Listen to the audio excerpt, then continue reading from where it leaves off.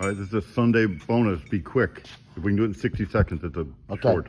We were talking about this Friday, so I showed him what to do. There's the headlight stanchion. Yep. What I did is I just took... We're going to make these 4 holes. Yep. I just took a tap that real quick. Uh-huh. You put this in the little jig. You put your bolt in here. Put that in, then you can drill your holes. Drill your holes. You put this on there so that you can put it in a vise to Put it in a vise, you drill it. So here we go, over here real quick. You got this piece, line it up, which on this one, it just bumped the thing. Drill your 5 holes. Drill your holes, drill your 5 holes. This is a hole for the wires. Yep. Now you can go. Now this is a 3/16 frame. Yep. You can drill and tap, drill and tap, drill and tap. Yep. And then make you drilled in the stanchion. We still got 15 seconds. Hurry up, hurry up.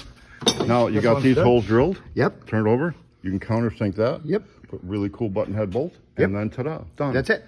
60 seconds right now.